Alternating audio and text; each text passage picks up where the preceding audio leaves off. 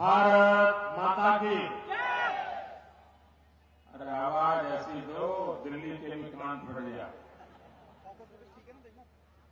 भारत माता की।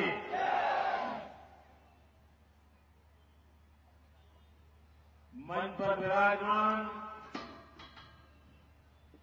भारतीय जनता पार्टी के सभी वरिष्ठ महानुभाव, इस चुनाव में कांगड़ा के प्रत्याशी भाई संजय चौधरी जी, शाहपुर की प्रत्याशी बहन श्रीमती सरवीन चौधरी जी, नटोरा बागवान के प्रत्याशी भाई मंगल चौधरी जी,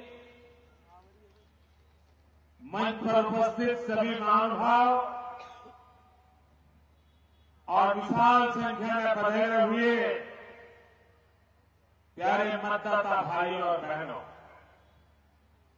मैं आज सुबह से हिमाचल का दौरा कर रहा हूं।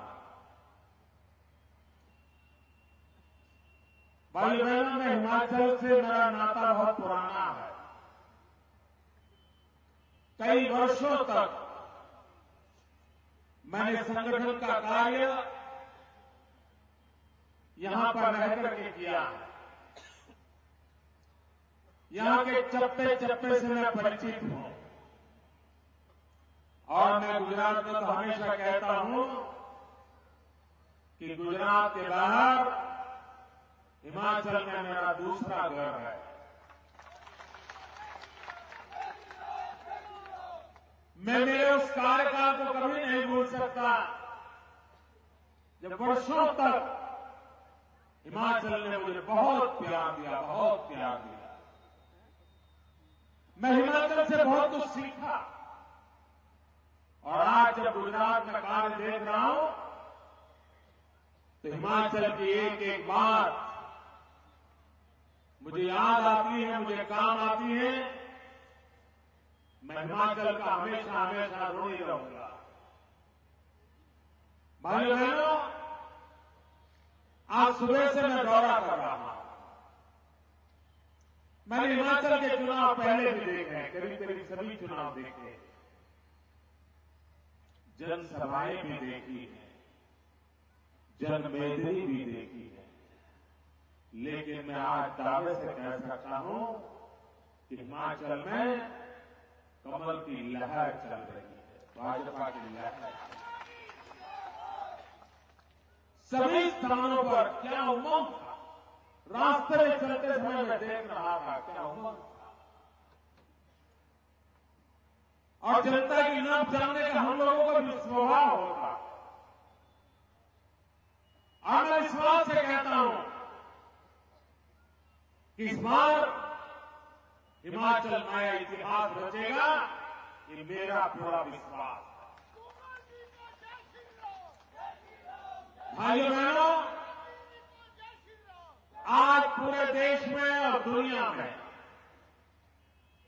गुजरात के विकास की चर्चा हो रही है।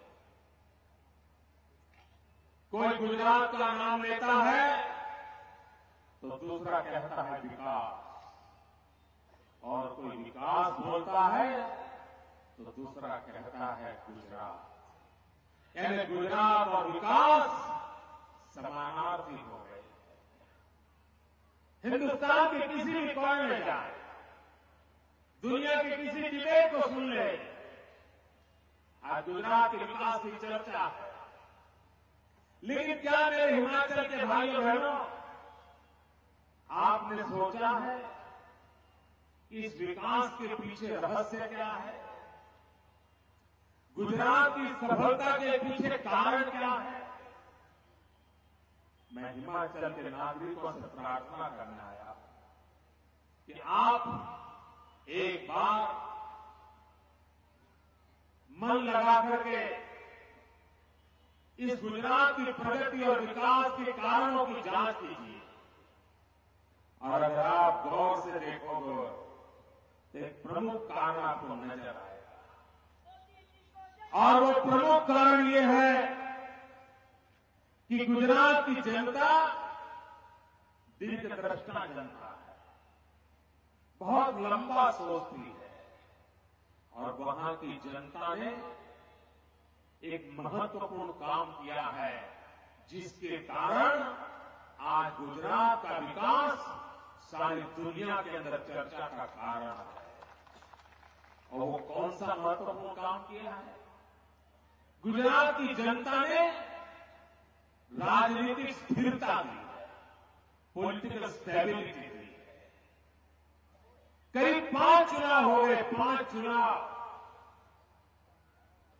लगातार गुजरात की जनता भारतीय जनता पार्टी को विजयी बना रही है। एक बार भी कांग्रेस को घुसने नहीं दिया। मुझे गुजरात में सबसे लंबे अरसे तक मुख्यमंत्री के रूप में कार्य करने का सौभाग्य मिला है। इस राजनीतिक स्थिरता के कारण नीतियों में स्थिरता है, अकाउंटेबिलिटी है, कामों को आगे बढ़ाने का उत्साह है, व्यवस्थाओं को चलाने का एक सामर्थ्य पैदा हुआ है। भाइयों बहनों, गुजरात की जो जड़ी बूटी है ना, वो जड़ी बूटी आज मैं हिमाचल को देने के लिए आया।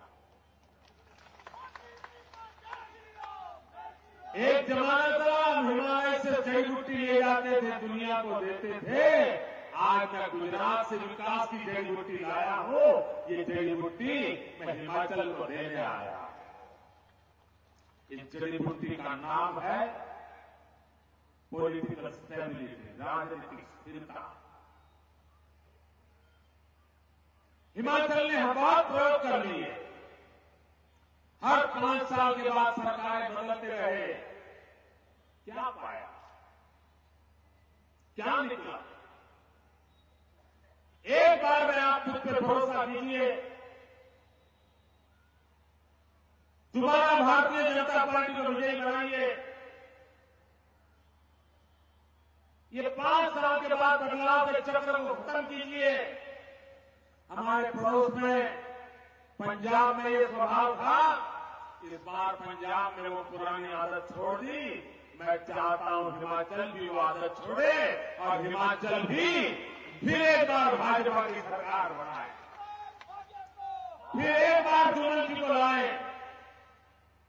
और मैं हिमाचल की जनता को भरोसा देता हूं, गत 5 साल में जो काम हुआ है उससे 3 गुना ज्यादा काम हमारे धूमल जी करके देंगे। और अगर नहीं कर पाए तो मैं आपके पास जवाब देने के लिए हाजिर हो जाऊंगा। मित्रों, मुझे धूमल जी के नेतृत्व में भरोसा है। आप कल्पना कर सकते हो, इतना छोटा सा राज्य, इतनी प्राकृतिक कठिनाइयां, इतनी रिसोर्सेज की मर्यादाएं, इतनी दुर्लभ स्थिति, उसके बावजूद भी हिंदुस्तान के सभी राज्यों को पीछे रख करके 72 अवार्ड जीतने का काम ये धूमल जी की सरकार ने किया। आज के युग में छोटी बात नहीं है। डॉक्टर मनमोहन सिंह की सरकार ने एक भी अवार्ड जीता नहीं था। धूमल जी की सरकार ने 72 अवार्ड जीते। भाइयों बहनों, विकास की नई ऊंचाइयों पर ले जाने के लिए फिर एक बार भारतीय जनता पार्टी को विजयी बनाने का संकल्प करें और आपको देखते ही देखते परिवर्तन नजर आएगा। भाइयों बहनों, ये चुनाव का मौसम है। सभी दल आते हैं, अपनी बात बताते हैं। सभी राजनेता आते हैं, अपनी बात बताते हैं। डॉक्टर मनमोहन सिंह जी आगे गए, मैडम सोनिया जी आगे गई। आज मैंने अखबार पढ़े जब, तो मुझे लगा कि आज कोई अभूतपूर्व घटना घटी।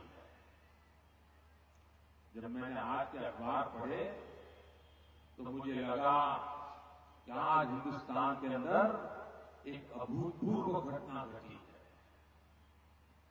क्योंकि मनमोहन सिंह जी ने ऊना में आकर के अपना मौन तोड़ा।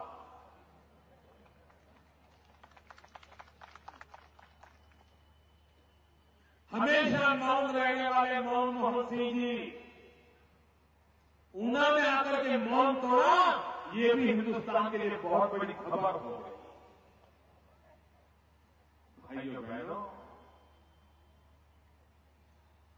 देश के प्रधानमंत्री यहां आए थे, वो इस देश के मुखिया है,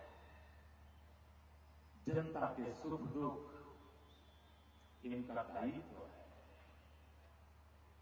लेकिन मुझे बहुत पीड़ा हुई कि प्रधानमंत्री पद पर रहते हुए भी कल उन्होंने किस प्रकार का भाषण किया कि राजनीति इतनी नीचे गिर चुकी है और देश के प्रधानमंत्री इस भाषा का प्रयोग करते हैं। प्रधानमंत्री 120 करोड़ की जनता के हैं, हिंदुस्तान के सभी राज्यों के हैं, उनके लिए कोई राज्य अपना और पराया नहीं हो सकता। ये प्रधानमंत्री को शोभा नहीं देता है। और 120 करोड़ की जनता अगर उनकी अपनी जनता है तो प्रधानमंत्री जी, इस देश की जनता की पीड़ा का आपको पता है? देश की जनता किस दर्द से पीड़ित है, चीख रही है, चिल्ला रही है, रो रही है। क्या प्रधानमंत्री आपको पता है? अगर आपको पता नहीं है तो इससे बड़ा देश का कोई दुर्भाग्य नहीं है। और अगर आपको पता है और उसके बाद भी अगर आप मौन है तो उससे बड़ा कोई गुनाह नहीं है। क्या भाइयों बहनों, कांग्रेस पार्टी ने जब लोकसभा के चुनाव में आए थे, मुझे आप जरा ठीक से जवाब देना जोर से, जब कांग्रेस पार्टी लोकसभा के चुनाव में आई थी, मैडम सोनिया जी ने, डॉक्टर मनमोहन सिंह जी ने देश की जनता को वादा किया था कि हम 100 दिन में महंगाई कम करेंगे। भाइयों बहनों, महंगाई कम हुई? मुझे पूरी ताकत से जवाब दो, हाथ नहीं लाना, मुंह से बोलो। क्या महंगाई कम हुई? क्या महंगाई कम हुई? क्या महंगाई कम हुई? क्या प्रधानमंत्री आपका दायित्व नहीं था कि आप जब जनता के बीच में आए हो तो जनता को जवाब दें कि महंगाई बढ़ रही है, उसका कारण क्या है? गरीब के घर में चूल्हा नहीं चल रहा है, बच्चे रात रात रोते हैं, आंसू पी के सोते हैं, मां बच्चों को संभाल नहीं पाती। ये दर्द देश अनुभव कर रहा है। और प्रधानमंत्री जी, आप हिमाचल से वोट लेने आते हो, लेकिन आप हिमाचल की जनता को हिसाब देने के लिए तैयार नहीं है कि आपने वादा किया था, वादा नहीं निभाया, उसका कारण क्या था? और आप मैडम सोनिया जी, आप हमसे हिसाब मांग रही हो? मैं आज मैडम सोनिया जी आपसे हिसाब मांगना चाहता हूं। भाइयों बहनों, जरा आप मुझे जोर से जवाब दीजिए, ढीली ढाली बात मत कीजिए। क्या हिमाचल हिंदुस्तान का हिस्सा है? अरे पूरी ताकत से बोलो भाइयों, क्या हिमाचल हिंदुस्तान का हिस्सा है? क्या हिमाचल हिंदुस्तान का हिस्सा है? क्या हिमाचल हिंदुस्तान का हिस्सा है? ये दिल्ली के दरबार को पता नहीं है। क्या भाषा बोलते हैं?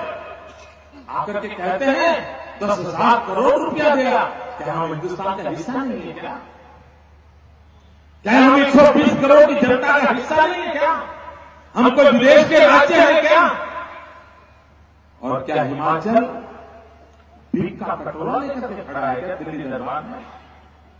क्या हिमाचल भीख मांगता है क्या? मैडम सोनिया जी, इस प्रकार की जबान का प्रयोग करने से पहले हिमाचल के लोगों को कितनी पीड़ा होती होगी, इसका जरा अंदाज लगाइए। और मैडम सोनिया जी, मैं आपको पूछना चाहता हूं, ये 10,000 करोड़ गाना गा रहे हो, क्या ये आपके दहेज में आए थे क्या? मैं पूछना चाहता हूं। ये क्या आपके मायके से आए हैं क्या पैसे? ये हिंदुस्तान की जनता की काली मजदूरी के धन से इकट्ठे हुई हिंदुस्तान की तिजोरी के पैसे हैं, जिस पर हिंदुस्तान का अधिकार है, जिस पर हिमाचल का अधिकार है, जो हिमाचल के हर नागरिक का अधिकार है। किस प्रकार की भाषा बोली जा रही है? भाइयों बहनों, कांग्रेस पार्टी ने लाज शर्म छोड़ दी।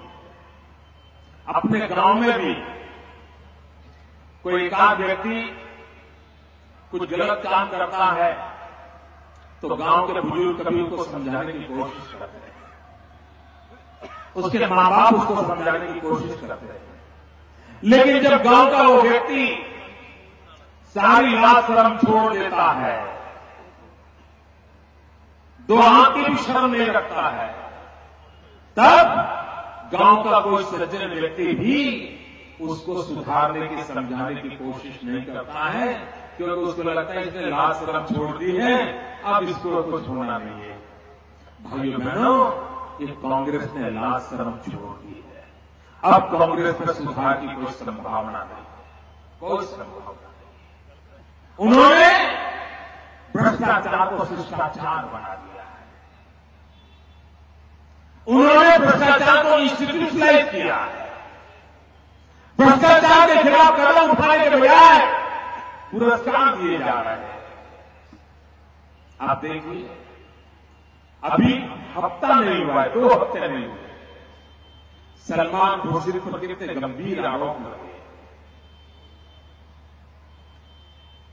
अपंगों के पैसे खा गए,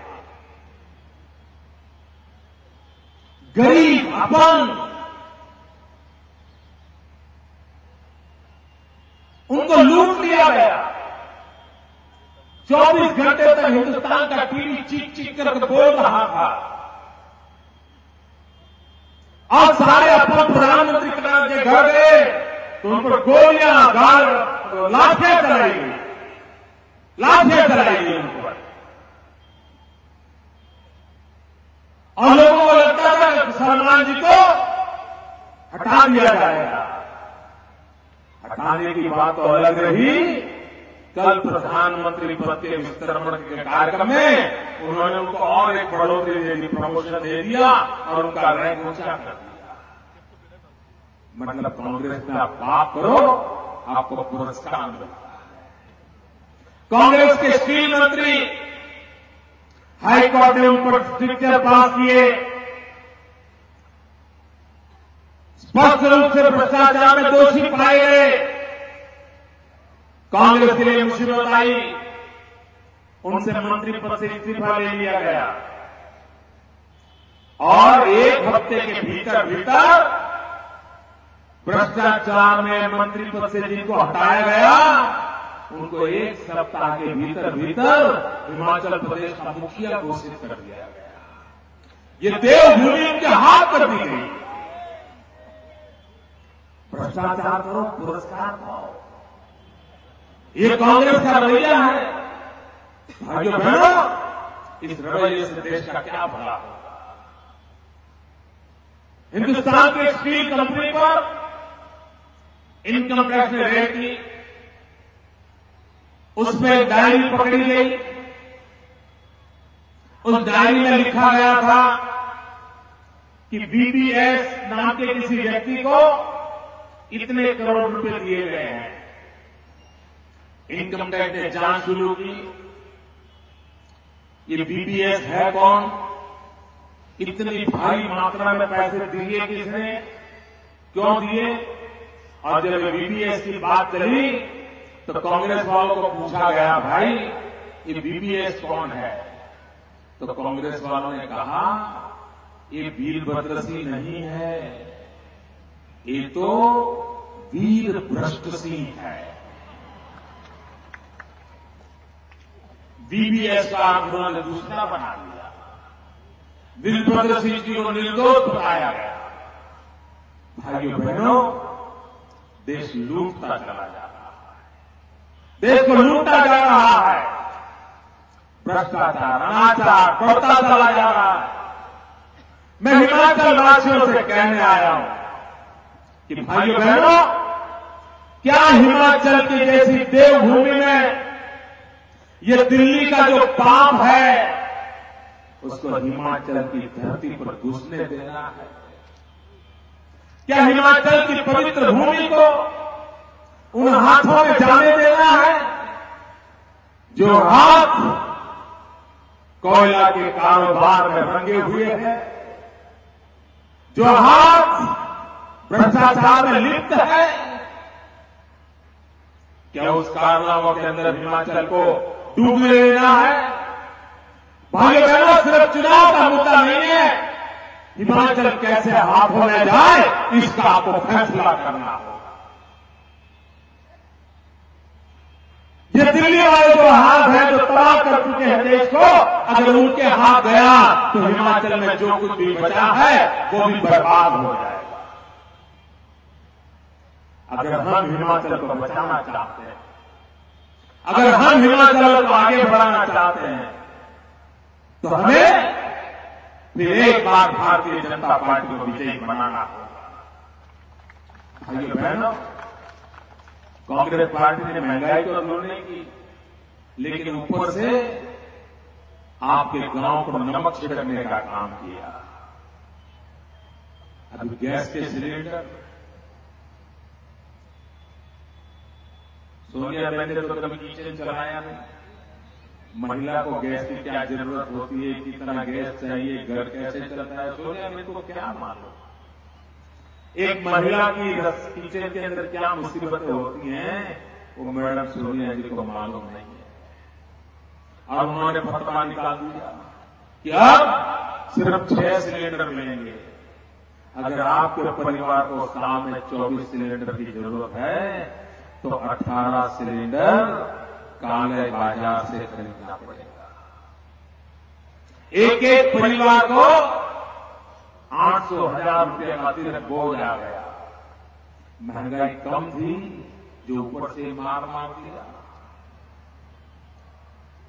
और अभी मैडम सोनिया जी कहती है कि कांग्रेस के मुख्यमंत्रियों ने तो घोषणा की है कि 6 केंद्र की तरफ से सिलेंडर मिलेंगे तो 3 राज्यों की तरफ से मिलेंगे। मैं बड़ी सभा में सोनिया बहन को ललकारता, मेरे पत्रकार मित्रों मेरी बात को गंभीरता से सुनिए। 1.5 महीना हो गया कांग्रेस के मुख्यमंत्रियों ने अखबारों में प्रसिद्धि पाने के लिए, जनता को गुमराह करने के लिए, लोगों की आंख में धूल झोंकने के लिए ये घोषणाएं की कि 3 सिलेंडर उनकी तरफ से दे दिए गए। भाइयों बहनों, पिछले 1.5 महीने में कांग्रेस की एक भी सरकार ने, एक भी मुख्यमंत्री ने, एक भी नागरिक को अगर 7वां सिलेंडर उसी पुरानी व्यवस्था से दिया हो तो जाहिर करे। एक को भी नहीं दिया। लेकिन झूठी घोषणाएं अखबारों में छाए रहना और दुनिया मरे तो ये काम कर रहे हो। भाइयों बहनों, मैं धूमल जी को अभिनंदन करना चाहता हूं। गैस सिलेंडर न होना, इसकी पीड़ा क्या होती है वो माताओं बहनों को पता होती है। और हिमाचल जैसे ठंडे प्रदेश में अगर गैस का चूल्हा नहीं है, दिन में 6 बार 8 बार चूल्हा जलाना पड़ता है, हर चीज को गर्म करके खाना पड़ता है। उस प्रदेश में अगर सिलेंडर नहीं है तो उस परिवार का क्या होगा? मेरी माताओं की पीड़ा को दिल्ली में बैठे हुए नहीं समझ पाए, मैडम सोनिया जी नहीं समझ पाई, डॉक्टर मनमोहन सिंह समझ नहीं पाए, लेकिन मेरे धूमल जी समझ पाए कि मेरी माताओं बहनों को पीड़ा क्या होती है। और इसलिए उन्होंने घोषणा की है कि हर परिवार को इलेक्ट्रिक से चलने वाला चूल्हा दिया जाएगा। मित्र, ये छोटा निर्णय नहीं है और उसके कारण आज आप रसोई के अंदर जितना फ्यूल का खर्चा होता है, इससे खर्चा कम हो जाएगा। धूमल जी के कारण महंगाई में आपको मदद हो जाएगी। और कांग्रेस के मित्र लिख करके रखो, धूमल जी जो चूल्हा दे रहे हैं, ये मेरी माताएं चूल्हे पर खाना तो पकाएगी, लेकिन इसे चूल्हे में कांग्रेस को भस्म करके छोड़ेगी, लिख करके मैं रखा। ये कांग्रेस पार्टी को भस्म करके रखेंगे। अब कांग्रेस पार्टी बच नहीं सकती। भाइयों बहनों, हर समस्या का समाधान विकास में है। मैं गुजरात के अनुभव से देख रहा हूं, हर कठिनाइयों का रास्ता जवाब देता है, विकास देता है। और भारतीय जनता पार्टी का मंत्र रहा है विकास, हिमाचल सरकार का मंत्र रहा है विकास। आम आदमी के जीवन में बदलाव लाने की कोशिश ये लगातार धूमल जी के द्वारा होती रही है। हमारे अच्छे कामों को याद रखिए। आपका कोई गीला शिकवा हो सकता है भाई, लेकिन आपके गीले शिकवे से हिमाचल को सजा नहीं मिलनी चाहिए, हिमाचल के साथ अन्याय नहीं होना चाहिए। और मैं प्यारे भाइयों बहनों में कहना चाहता हूं, अगर आज गुजरात कांग्रेस के पास होता तो क्या होता?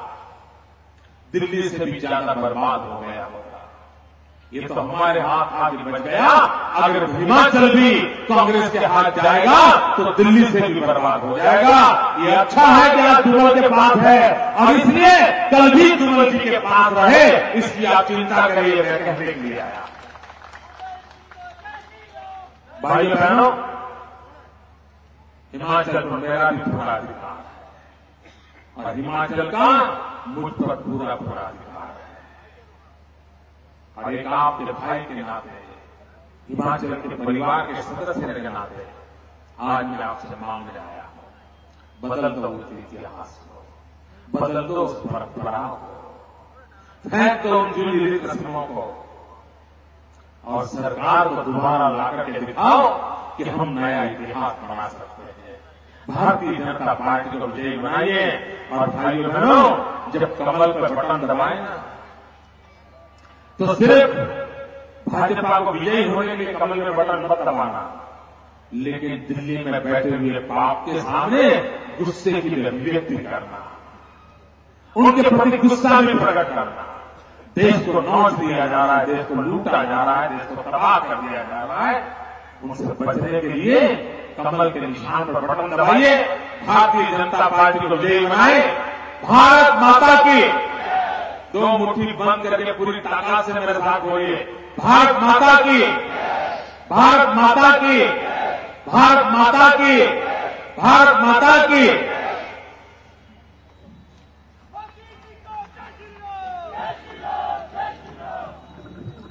भारतीय जनता पार्टी, भारतीय जनता पार्टी जिंदाबाद।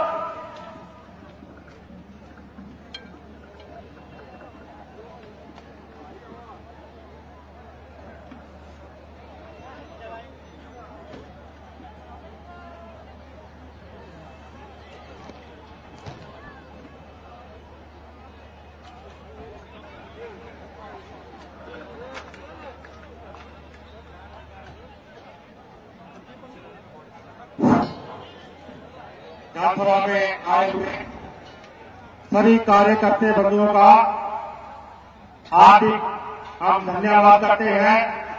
भारतीय जनता पार्टी कांगड़ा की ओर से